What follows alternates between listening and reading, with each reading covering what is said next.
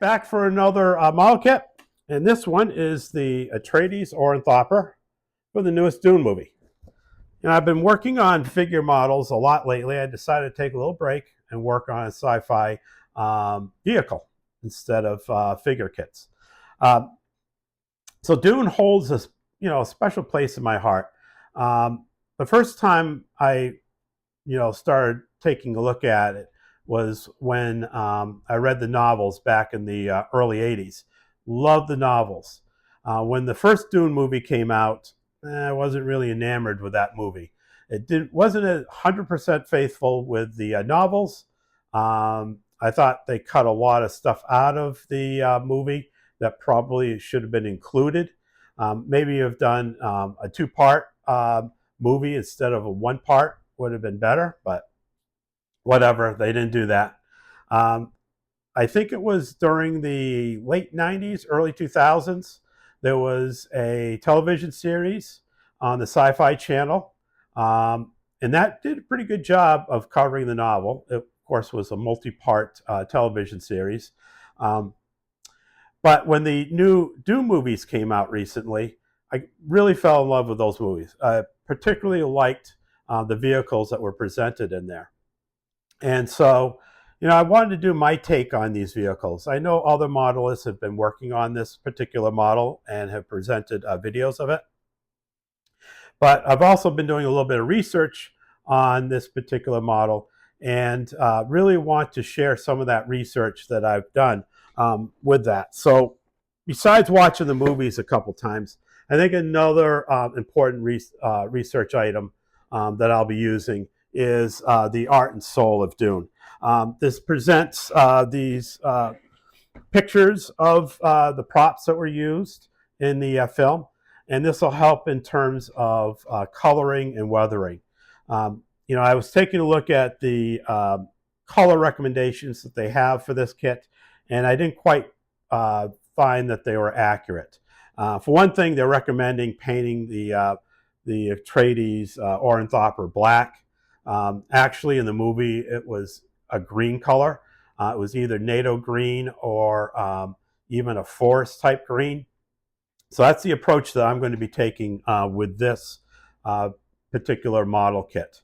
The other interesting thing about this is the fact that the windows are tinted. Now, the instructions do recommend tinting, but they don't really tell you that it's supposed to be tinted black.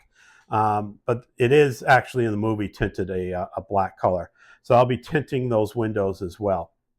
I'm not planning on lighting this kit. I think it's just too small to light. I'm sure somebody out there will be lighting it, but I'm not going to be lighting it. I think if I recall correctly in the instructions, you can remove the cockpit door or window area. So, if you wanted to see like what's on the interior of the cockpit, you can just remove that at will.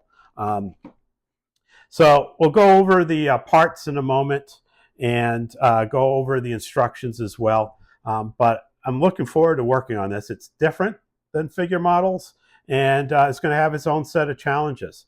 So in a second, we'll go and take a look at the parts. Okay, let's see what's in the box. Now, first up was a contest I missed, ended in December of 2024. Could have won $1,000. Oh well, I'm not going to lose any sleep over that. Now we have the instruction book. The instruction book reminds me of a Bandai kit. Very well organized, in color too, which is definitely helpful. They also offer painting recommendations, like they do with the cockpit here. And yeah, we can see like they highlight in different areas the things to pay attention to as you're assembling the craft. Interesting, the cockpit can be put on separately. So that gives you an opportunity to do some painting before you add any of the clear parts to it. And yeah, again, they're using colorization to indicate things to pay attention to as you're assembling the craft. They give you some more color recommendations here. And so the color recommendations they present here are accurate for the windows. They were tinted black in the movie, so that's accurate. I'm not too sure about the exterior of the craft. So they're saying that the exterior is supposed to be MC214, which is a sand yellow. Now, that's not correct. So the craft was actually green, and then you have sand weathering applied to the exterior. So that's where I'm going to be doing it a little bit different than what's presented here. Other than that, I will probably just take a look at my own references and make sure that it matches what's in the movie as well as what I have in my book too, Art and Soul of Dune. So here's the base in a sand color. This is the exterior of the ship. This is where the blade's attached to, the mechanism.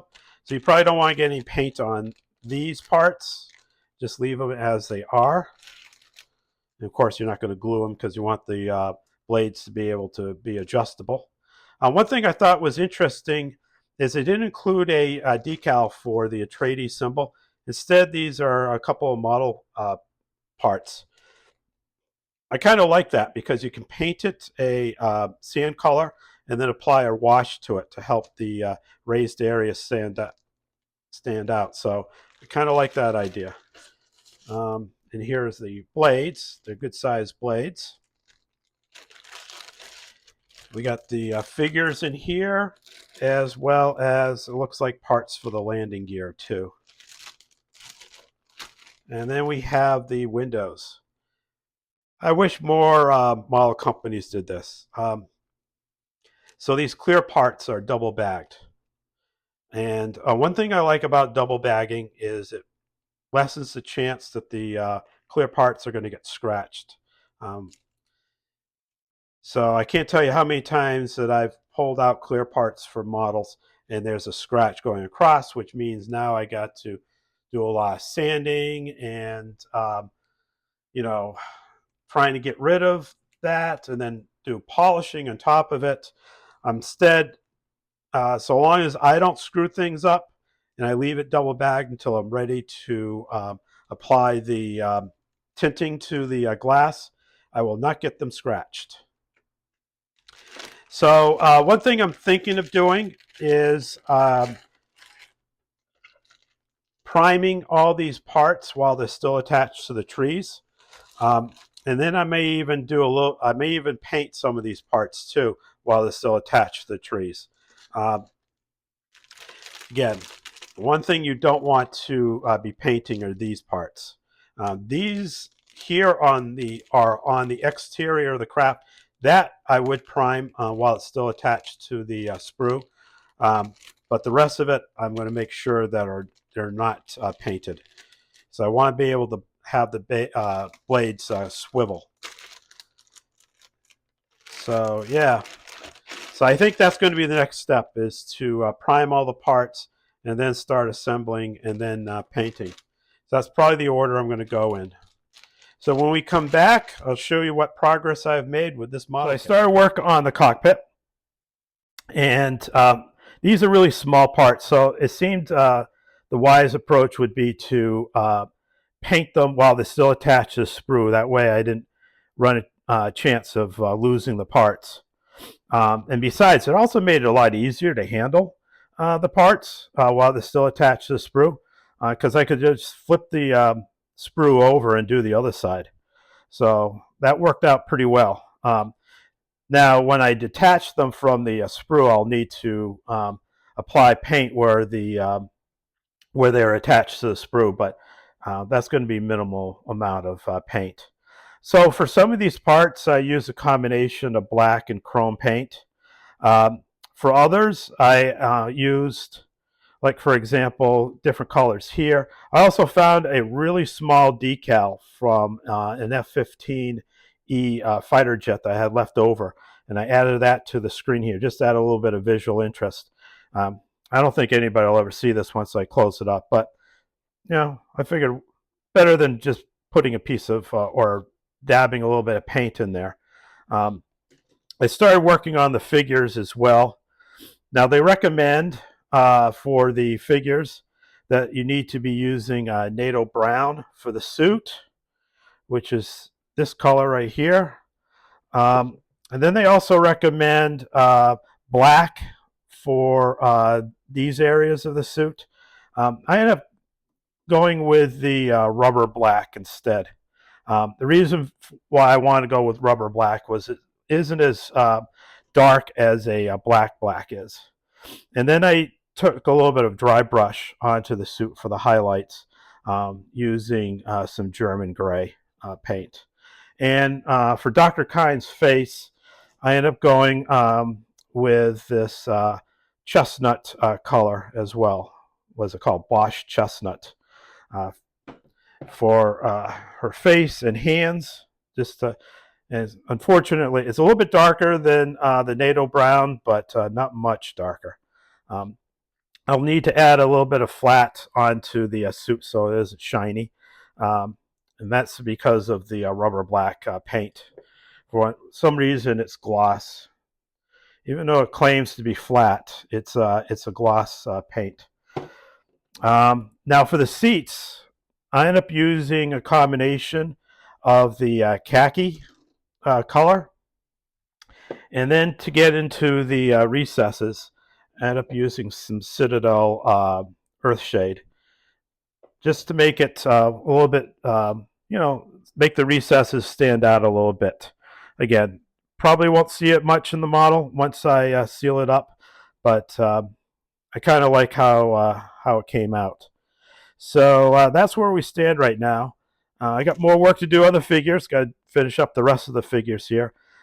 One thing I will say about these figures, very close likeness to the actors. You can tell who is who with these figures. I'm impressed. Even at this small scale, was it 72nd scale, you can really see their faces come through here. So the unfortunate thing is they're so small. I would have liked to add a little bit of paint to the eyes. I might try that just to make it stand out, especially with like Dr. Kind's blue eyes. It would have been nice to get a little bit of blue in there. But I'm just afraid that the eyes are so incredibly small on these figures. I wouldn't be able to do justice to it. So I may end up not doing anything with the eyes or anything more with the face. But I'll give it a shot nonetheless. So that's where we stand right now. So I got the crew compartment together. And one thing I found that when it came to the pilot in the front seat here, you want to do it a little bit different than what the instructions indicate. So the instructions have you put together the front console, which is no problem, but then adding these joysticks, I guess they're called, on either side. And then after that, you add the pilot, and they show you putting together the pilot and then putting him on his seat and putting him in place. I actually would do it a little bit different. And I found it a lot easier to put the seat in place first and then add the lower half of the body in place. That way the legs are sitting on the foot pads here in the front. And then add the joysticks. And then once the joysticks are in place, you can position them so that when you put the upper half of the body down, the hands are resting in the proper locations. So that's a little bit different than what the instructions indicate. The instructions really want to have you put the joysticks down first. And if you do that, you're not going to get that lower half of the body in place. None of this stuff is glued down. I found that just putting it in place and pressing down was sufficient to keep everything in place.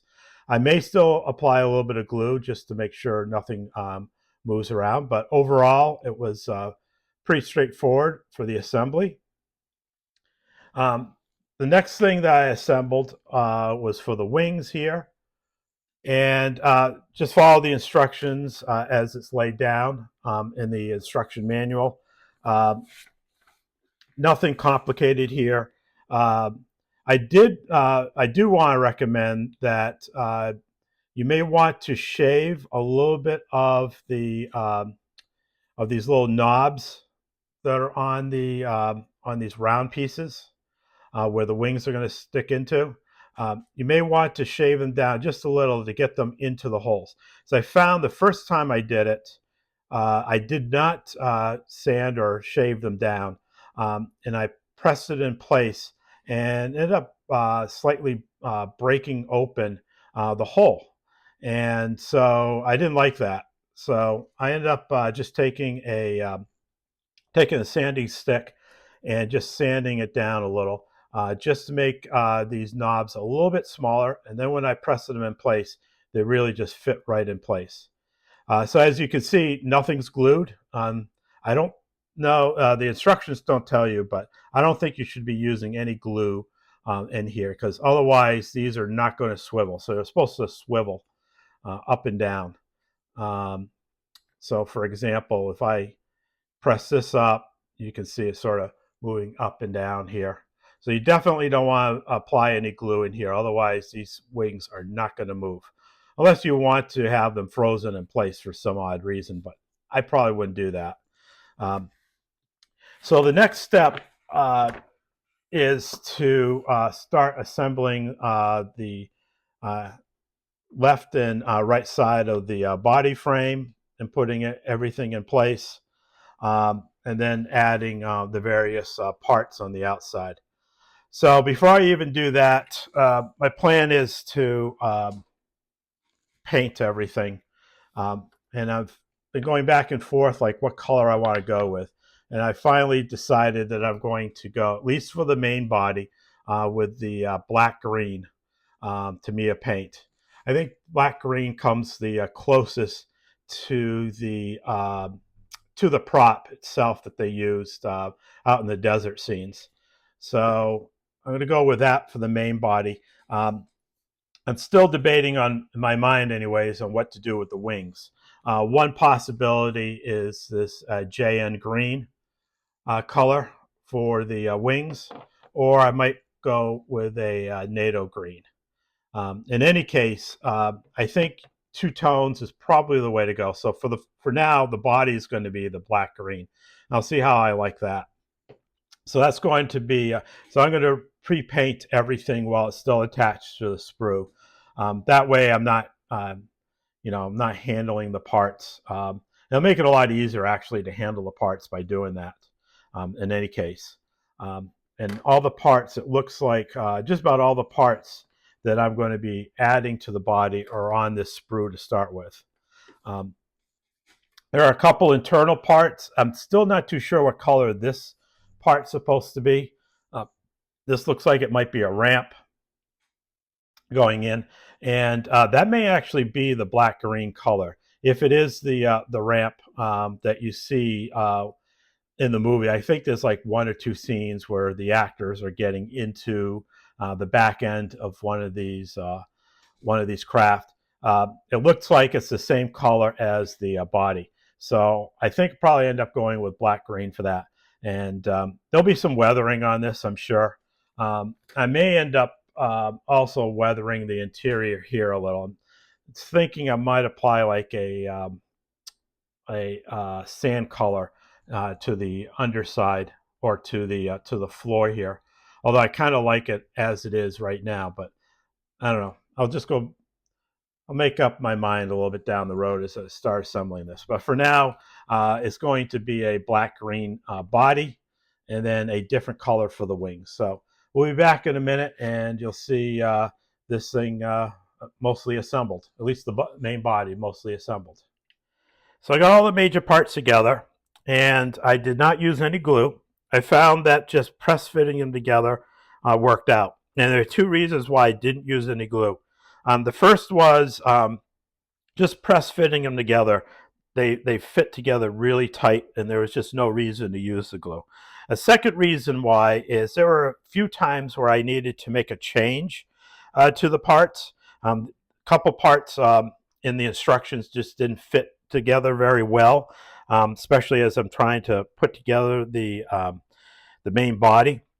And if I had glued it, I would have had a heck of a time trying to take it apart and then readjusting all the parts. Probably would have ended up having to break some parts to do that. But by press fitting them together, I didn't have to do that.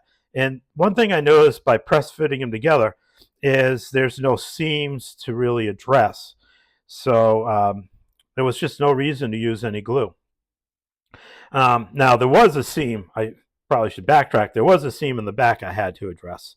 So even though these two parts are together, there's a line running right down the middle here where the two parts come together. And I could see daylight through both the underside and the top side.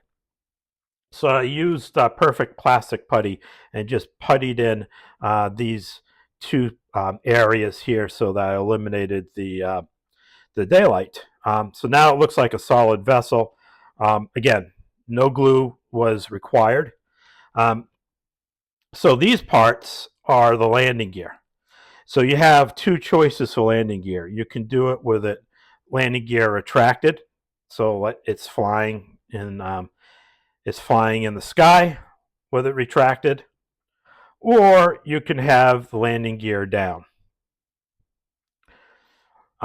With the landing gear retracted, you can see that there's a couple holes here for mounting it on the stand. So one thing I'll note is that with the landing gear down, you'll see the underside of the model kit. So to add the landing gear, you got 4 holes in the front, and you just insert these into those 4 holes. Now you can see that when you do that, you can see a little bit of the underside here, and that's with the I guess the gangway down, or whatever it's called on the back here. It's down.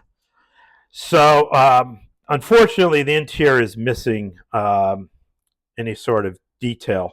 And when you take a look at the movie, you'll notice that there is stuff going on the side here. So I'm thinking of using some tank parts to fill in some of the details. So one thing that you'll see on the side, I think it's on the side here, I think it's really up front where the wings are attached, are some round disc things. So I'm thinking of using a couple of the round disc shapes off of this tree. So this is a tank model parts. And that'll fit pretty well with the theme of this model. This is sort of a military aircraft anyway, so using tank parts or aircraft parts or anything like that should fit in with the theme of this aircraft. There's a few parts on these trees too I'm thinking of using as well, just to add a little bit of detail to this. Obviously I'm not using any of these fuel tanks, but there's some finer detail that I could add, like some of this here. So that will be the plan anyways, to just spruce up the interior here. I'm not going to overdo it either. Just a few parts ought to be enough. And then I'll paint it all black. Now, speaking of painting black, the cockpit the interior is painted black to match the movie. And there's some more painting that's got to be done on the front here as well. There's a couple of lights that need to be addressed. All these parts you see are all painted using this black-green color. I like how it all came out. So I haven't even applied any weathering to it, but I like how it's already matching the movie prop that was used out in the desert. Now, the other thing I'm going to be addressing are these wings. So you notice I have these marked as C1 and C2. According to the instructions, the C1 wings go on the front of the or the top of the aircraft, and then the C2 wing goes on the bottom. Now, I'm going to be honest, I don't know what the difference is between C1 and C2. They look identical. You know, I compared the top and then the bottom, or the bottom and the top, whichever this is. They look basically the same, and the same size as well. I was thinking, well, it's got to be, maybe there's a size difference. Why? I don't know what they are, what the difference is between the two. But to be on the safe side, I used some painter's tape and just marked which one is C1 and which one is C2. So my plan for painting these is using this NATO green color. So this feels like it's a little bit lighter in shade to the black green that I use for the body. So I just wanted to have like two tones of green. And there's another reason why I chose a lighter green for the wings is because I plan on doing some washes on these wings as well. As you can see, there's a lot of panel lines going on with this, so it would be nice to get these a little bit highlighted as well. There's going to be some weathering involved. I'm thinking of using some metal color on the wing itself, and then applying some weathering on top of that, maybe, you know, exposing some of that metal so that it looks like there's some pitting going on the wings. I'm imagining that as this craft is flying through the dune sky, there's sand in the air, and that would naturally start weathering away some of the paint that you would find on these wings. And I might end up addressing some of that as well on the body. I was thinking along the lines of doing a little bit of weathering too, metal weathering anyways, on some of the underside, maybe a little bit on the top. Certainly on these wings, I think these would be pitted pretty heavily. So yeah, so let's do a little bit of spray paint, a little bit of metal on the wings, and then put the NATO green on top, and add some weathering as well, some washes. And that's, you know, I'll be doing all that before I even start adding any of the sand weathering to it. So there's going to be a lot of sand weathering going on the wings, on the body, as well as the landing gear. So still a lot more work to do on this. So that's where I stand right now. When I come back, I'm hoping to show you how the wings turned out. Quick update. I added model parts on the interior just to make it look visually interesting. Some of these parts look like they might be filter parts. There's some engine parts in here as well. I think most of these came from tanks. One might have came from an aircraft model as well. Just random parts.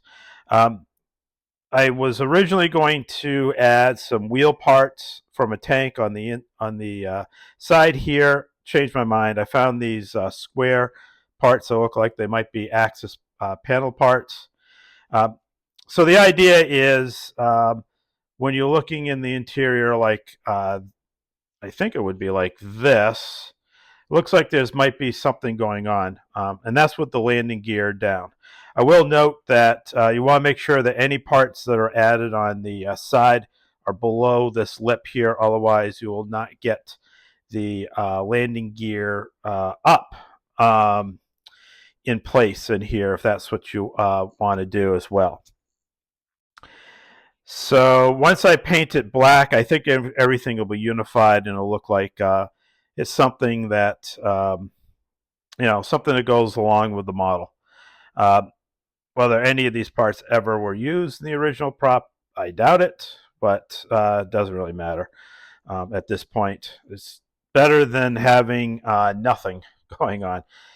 So that's where we stand right now. I haven't started working on the wings just yet. That's the next thing I want to accomplish.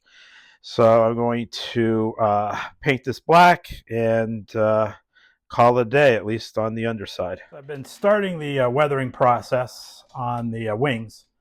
So unlike the main body, I'm thinking the wings are probably going to get the most weathering because they're flapping up and down.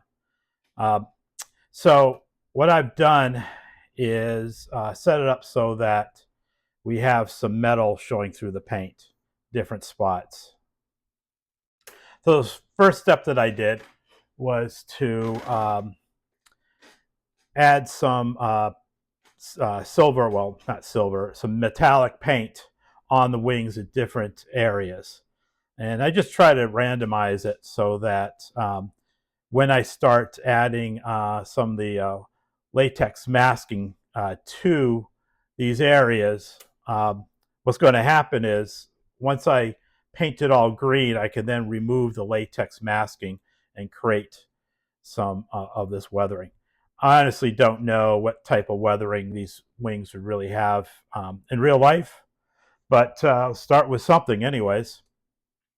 So the latex weathering, or the latex masking I'm using is this liquid latex. You can buy this on Amazon, really cheap. And the nice thing about it is, even though it dries clear, you can actually see where where you've added the masking to. So, and that's because it's actually a thick mask. It's not a thin mask. So, like I said, this is really cheap for what you get, and I've used this for a long time. So basically, just shaking it up and just remove enough. And then what I'm using is this tool. I think it's is used for clay molding, and it's got a rubber tip on it. So I actually use this tool for two purposes. First, to lay down the latex. And then once I paint it all green over the top here, I then use this part of the tool and just remove it. And that way I'm not scratching the paint as I'm removing the masking. So basically, it's just a matter of applying in different areas, randomizing it, and drying it out. Just like I said, just making it thick in areas. You can add as little or as much as you want um, of it. Just like that. So yeah, as you can see, it goes on white, which is pretty cool in a way. I can see where it is vis-a-vis the metal I just painted on the wing here. And just, like I said, just randomize it enough. It doesn't have to be perfect. It just needs to be something that might look like a little bit of weathering's happening. I got a nice big splotch there. And a little bit here. And then you just let it dry. So this is masking material for I think it's for face painting. But like I said, this stuff just goes on nice and thick, and it comes off really easy too. All right, so I've added enough on this wing. I'll start working on the other wings. So when we come back, I'm going to have it all painted green, and I'll show you removing the masking material from these areas and see what it looks like. Again, I'll be using this end of the tool to do it. Okay, so I've started the weathering process on the wings. So first what I did was I gloss coated the wings. And once they were finished drying, and I gave them about a day or so to dry, I'm starting now the process of filling in the panel lines with some oil paints. So I don't know how well it's showing up on the camera right now, but these panel lines are a lot darker than they were with the paint just in place. And so I've been using a combination of oils, the ivory black and the raw umber, and mixing them together in some odorless turpentine I got here, and just mixing it along. I'm not sure what the ratio is. What I didn't want was totally black, so that's why I'm adding the brown to it. So it's more brown and a little bit of black than anything else. Um, so this is the process that I'm doing right now. So I started with one of the wings here. As you can see, I got it all over the place, mostly in the panel lines, but some of it not in the panel lines, which is fine because give it a little bit of time to dry. Once it's dried, um, it's just a matter of coming by and using a Q-tip and just wiping a little bit of it off. And I try to go in the direction or opposite the direction that the panel lines are set up. So like anything that's horizontal, I try to go down. Anything that's vertical, just go across. And the idea just being that we're getting it a little weathered in there. So what I'll do is I'll use the clean end of the Q-tip and just wipe off excess on the in between the panel lines, just cleaning it up a little so that it's not totally obscuring the paint underneath. Making sure it gets into these, I don't know what these call, these divots in here, and cleaning that up. So this is taking a little bit of time to do. This took probably about half an hour doing both sides together, giving it time to dry and then just cleaning it up a little.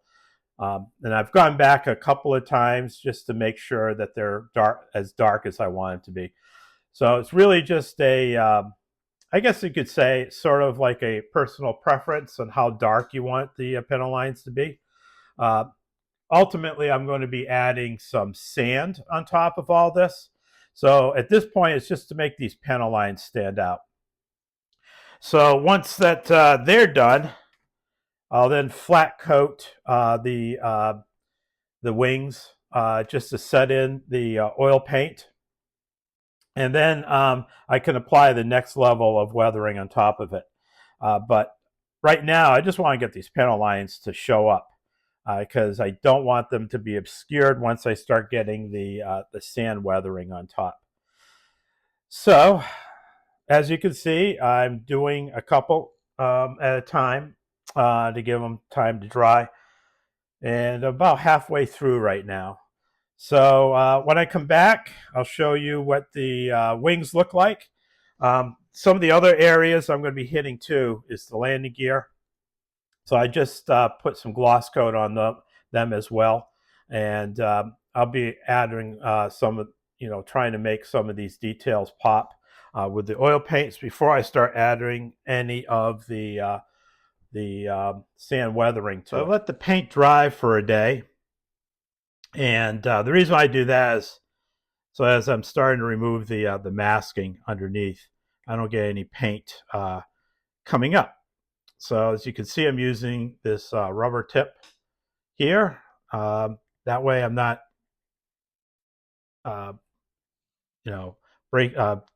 tearing up or removing any of the paint with it. It's not scraping it up. And yeah, this stuff just comes up real easy. I've seen some people use their fingers to remove the masking. Whatever works. For me, this is the best approach. As you can see, it doesn't take very much to do. Just a little bit of rubbing back and forth. And this side is done. So just got to do the other side. Same thing. Wherever the mask is, and it's easy to find because it's sort of bubbled up underneath. Over the years, I've tried other types of masking material. This one seems to be the best when it comes to doing any sort of weathering process where you want to mask it off and have like paint coming up from under on top of the metal surface. So yeah, it's just a matter of just rubbing it with this tool. And that is pretty much done. That one's done. Came out pretty good. And yeah, I got it all taken care of. Oh, missed a couple spots. So there's one there. One there. One thing I like about this mask material is it's easy to see it underneath. You really can't miss it because it bubbles up so well from underneath. So you could see where I missed a few spots there. Yeah, that looks good. So one done. So thing I plan on doing is I'm going to do the other wings. I'll have all 4 wings done at this point. And the next step is putting some clear gloss varnish on top of this paint, because what I plan on doing is using oil paints to then darken some of these areas on the wings before I start adding any sort of the desert sand coloring to the wings. I just wanted to make it look like the wings have been used out in the desert. They've received a little bit of sunlight on them. It's faded some of the material as well, so that's the other thing I want to do before I start adding any of the desert, any sort of the desert weathering to the wings. So when I come back, we'll go over what I plan on doing, adding the oil paints to these wings. So now the oil paint is all dry. I added a flat coat to everything so that it's all unified. So that's how the body stands. For the Atreides symbol, you notice that I added a little bit of green wash in there. Same green that I applied to the main body. And in the front here, I'll get into focus. I added a little bit of chrome to these lights. So this is how the landing gear looks, the extended landing gear. Again, it's flat coated now that the oil wash is done. I think the oil wash really brings out some of the shadows within the pieces of equipment. The wings really turned out well, so that wash really highlighted the panel lines. For the metal part, so once I got this flat coated, I then applied the metal here. So I made sure it was black first before I painted it metal. So I used this Vallejo magnesium color. I kind of like how that contrasts with the green. And I envision when it's inserted in here, it'll stand out, look like it's a piece of metal equipment. So that came out pretty well. So the next step is to paint the clear windows. So they're not in the canopy just yet. So I'm going to need to paint the clear windows. I think the instructions say they're supposed to be a black tint to the windows. So that'll be the next step, is to add that tint. And then finally, the weathering on the body and wings. My plan is to use this AK Nature Weathering Effects set. There's a couple of sand colors in here that I like to try. I've never used this before, so this is going to be a learning experience for me. Read up on this, on how to apply this type of weathering. So I'm envisioning that it will be applied to the wings, the landing gear, and the main body. But what I want to do is have everything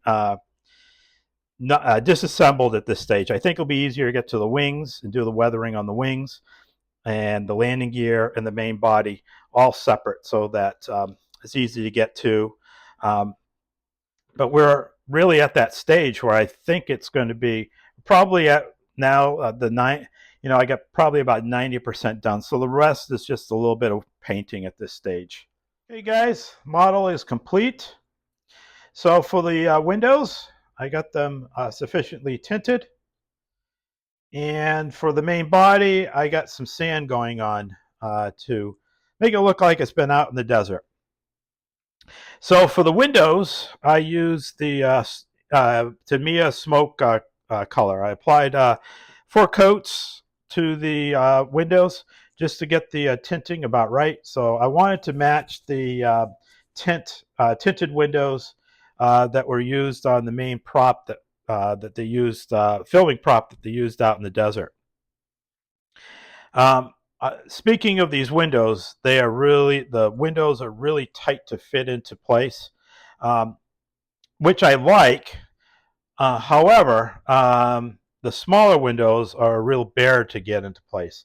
I do recommend using some sort of canopy glue, either like for example microcrystal clear, to lock these smaller windows into place so they don't pop out on you down the road. Um, So for the main body and wings, as you can see, they appear to be sand color. And that's because I used this AK Interactive gouache on it. Now, they recommend that you seal the model first. And once it's sealed, then you can apply the gouache to it. And it's really a combination of water and the gouache. You apply it to the areas where you want to be, in my case, sand color. And then once it's dry, you can then just wipe it off either using a brush or a wet towel. And I did a combination of that on this model. In some places, there were streaks on here that looked like it was brushed on, and I really wanted to not have it look like a brushed on effect, so I used a wet cloth to remove it. Um, but I also wanted to make sure that the sand accumulated in some areas, in some of the recesses on the wings and on the main body. So this is what it looks like for the landing gear extended, and it looks like it accumulated in the right areas. Overall, I like the effect. Um, So when it came to assembly of this model, I used very little glue. It's all, you can fit it together without having to use glue whatsoever. The only areas where I did use glue was on the canopy, as I mentioned. And then also when I added the model parts on the interior, just to build out that interior. So other than that, I really didn't have to use glue anywhere, which is amazing. I did have to use filler in some of these for some of these joints just to fill in to make it look a little bit more presentable because there were gaps in the body. But yeah, it, for a model you can put together without having to glue. I'm pretty impressed with how it fit together. Even these wings, you just insert them without having to glue them in place, and they're really held in tightly. Cool thing about these wings is you can extend them if that's what you want to do. You can also rotate these as well, and as you can see, just playing around with it, very you have a lot of options in terms of displaying this model kit. Interestingly enough, I was a little confused. The top wings, if you look at the top wings, you notice that you have it curved like this. The bottom wings are curved the opposite way. And at first, I wasn't too sure if I put it in right, but I did. Um, so following the instructions, they are incorrect correctly. They do note that you can move these wings 180 degrees, so I could change them up if I wanted to, but I'm just going to leave them as is. Don't know why you could have it this way. I suppose it really doesn't matter in terms of it flying if it was a real aircraft, which it's not. Um, did do a little bit of reading on ornithopters, and they were tried out in the beginning of the 20th century, and none of them worked out. So I guess this is a design that wouldn't work in reality. So anyways, yeah, so this guy is done and ready to go on the shelf. So until next time, you guys be safe, and looking forward to presenting another video.